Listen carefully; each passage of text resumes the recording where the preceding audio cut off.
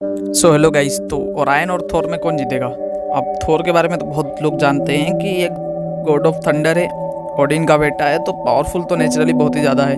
उसके पास एक म्योनिर है जो बहुत ही ज़्यादा पावर्स देती है, मतलब कि वो बिना म्योनिर के भी बहुत ही ज़्यादा पावरफुल है, लाइटनिंग वगैरह ये सब कर सकता है, पर फिर भी म्योनिर की हेल्प से ज़्यादा अच्छे से एक्यूरेट से कर लेता है लाइटनिंग वगैरह ये सब। सो बात करते हैं थोर के कुछ कॉमिक बुक फीट्स के बारे में। तो देखो, थोर अपना इतना स्ट्रांग है कि वो प्लैनेट्स को डिस्ट्रॉय कर सकता है, प्लैनेट्स को मूव कर सकता है। उसके बाद इसकी स्ट्रेंथ इतनी ज़्यादा है कि वो हरकुलिस के लेवल की स्ट्रेंथ है, मतलब कि हरकुलिस को टो टू टो टक्कर देता है। और आपको पता है कि हरकुलिस को गॉड ऑफ स्ट्रेंथ भी कहते हैं, तो हरकुलिस को टक्कर देना बहुत बड़ी बात है। अब इसकी रिएक्शन स्पीड इतनी ज़्यादा फास्ट है कि हरमिस के जो अटैक्स है उसको भी एक तरफ से रिएक्ट कर देता है। अब हरमिस आपको मालूम ही है कि नॉर्ड्स मैथोलॉजी में गॉड ऑफ स्पीड है, बहुत ही ज़्यादा फास्ट है ये। अब मैं स्पीडस्टर पे वीडियो बनाने वाला हूँ, टॉप 10 मोस्ट पावरफुल स्पीडस्टर इन मार्वल कॉमिक्स, तो उसमें हरमिस होगा। सो हरमिस की जो स्पीड है उसको मैच करना, उसकी स्पीड पर रिएक्ट करना, ये बड़ी फिट है। अब इसकी एंडोरेंस और पेन टॉलरेंस इतनी ज़्यादा अच्छी है कि ये दावा करता है जगरनॉट से हफ्ते महीने तक लड़ने का, बिना खाए पिए बिना थके। सो ये भी अच्छी खासी बात है, क्योंकि आपको पता ही है कि जगरनॉट जो है वो एक बीस्ट है, मतलब कि वो चलता है तो रुकता नहीं है।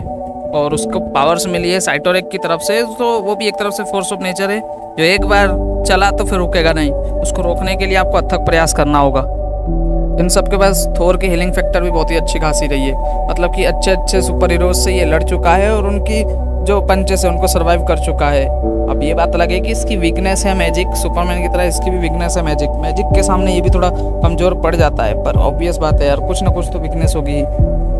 अब इसका म्योनिर इतना ज़्यादा पावरफुल है कि मून को क्रश कर चुका है, स्टॉर्म्स को जनरेट कर सकता है। अब गॉड ऑफ थंडर है तो ये तो इजी बात है कि ये स्टॉर्म वगैरह सब वेदर कंट्रोल और लाइटनिंग को भी कंट्रोल कर लेता है, और हम लोगों ने मूवीज़ में भी देखा है, तो ये इसकी अच्छी खासी सुपर पावर्स है। इन सब के बाद भी म्योनिर के कई अच्छे खासे यूजेस हैं, जैसे कि म्योनिर को ये गोल गोल घुमा के स्पीड में ट्रेवल कर लेता है। उसके बाद म्योनिर जो है वो बहुत सारे एक्सप्लोजन को एब्जॉर्ब कर लेता है। यही सब है थोर के बारे में, मतलब कि थोर एक गॉड है और एक परफेक्ट वॉरियर है, मतलब कि हजारों साल की उसके पास कॉम्बैट एक्सपीरियंस है। सो थोर से टकराने के लिए उसके लेवल का होना चाहिए, जो है ओरायन। तो अब हम बात करने वाले हैं अपने न्यू गॉड्स के बारे में। अब न्यू गॉड्स डीसी कॉमिक्स का मेरा सबसे फेवरेट कॉन्सेप्ट है। अब न्यू गॉड्स मालूम ही है कि ये नई सभ्यता के नए गॉड्स बनते हैं जो बहुत ही ज़्यादा पावरफुल होते हैं। न्यू गॉड्स में कुछ एग्जांपल जैसे कि ओरायन हुआ, डार्कसाइड हुआ, हाई फादर हुआ, स्टेपन वुल्फ हुआ, ये बहुत ही ज़्यादा पावरफुल हैं। इनकी भी वीडियो बनाएंगे हम लोग, top 10 most powerful new gods, उसके में इन सब की ओरिजिन वगैरह ये सब सभी की अच्छे से बात करेंगे। अभी बात कर लेते हैं ओरायन की। तो ओरायन जो है वो डार्कसाइड का बेटा है और बहुत ही ज़्यादा पावरफुल है। इतना पावरफुल है कि सुपरमैन से टो टू टो लड़ चुका है, डार्कसाइड को भी मार चुका है कॉमिक्स में। अब डार्कसाइड कितना पावरफुल है ये कॉमिक्स थोड़ा बहुत जिनने पढ़ा है उनको पता है। उसके बाद जिन्होंने एनिमेटेड मूवीज़ देखी है या फिर जैक स्नाइडर जस्टिस लीग में छोटा सा जो अपीयरेंस हुआ था उसको देख के लोगों को अंदाजा लग गया होगा कि डार्कसाइड क्या चीज़ है। मतलब कि डार्कसाइड का हंसता खेलता बच्चा है थैनोस, इतना समझ लो, इस लेवल का है डार्कसाइड। अब ओरायन जो है उसने अपने बचपन में ही स्टेपन वुल्फ को हराया है।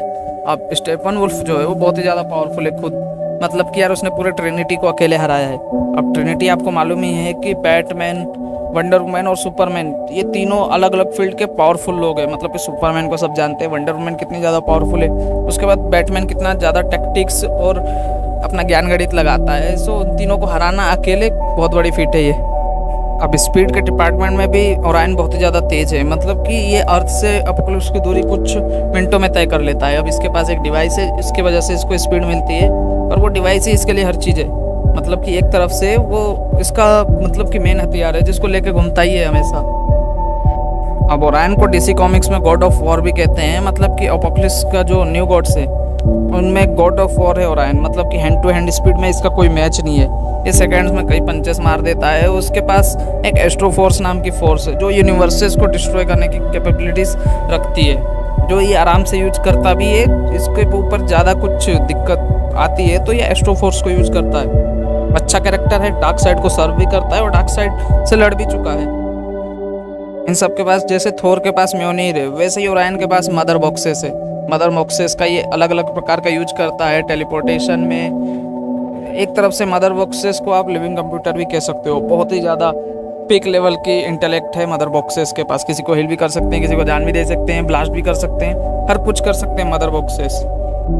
इन सब के बाद द सोर्स ऑफ बीस्ट भी है इसके पास, जो इसको डार्क साइड देता है। एक ऐसी फोर्स जिससे ये आसानी से किसी भी चीज़ को, सामने वाली चीज़ को डिस्ट्रॉय कर सकता है। ओमेगा बीम टाइप की इसको चीज़ मिल जाती है। कुल मिला के ओरायन बहुत ही ज़्यादा पावरफुल है डीसी कॉमिक्स में। ज़्यादातर समय ये होल्ड बैक करता है, इसके बाद भी ये ज़्यादातर समय पर जीत जाता है।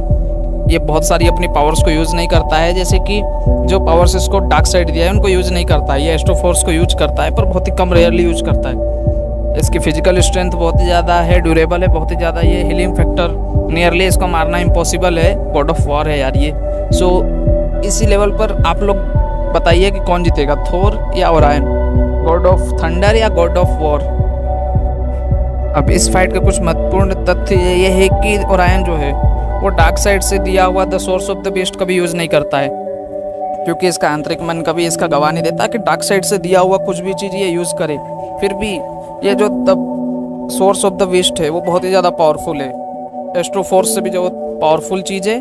अगर इसको यूज करेगा तो ओरायन जीत जाएगा। बाकी ऐसे अगर थोर और ओरायन लड़ेंगे तो इसमें थोर जीत जाएगा, पर ओरायन के पास कुछ बहुत ही ज़्यादा कमाल के आर्सेनल्स हैं जिनका यूज करके ये जीत सकता है। सो कुल मिला के ये फाइट 50-50 रहेगी। अब आप लोगों पे डिपेंड करता है आप किसको जिताओगे। मेरे अनुसार ओरायन जीत सकता है, ज़्यादा चांसेस है, पर थोर भी कम नहीं है। सो यही था आज की इस वीडियो में। मिलते हैं नेक्स्ट वीडियो में।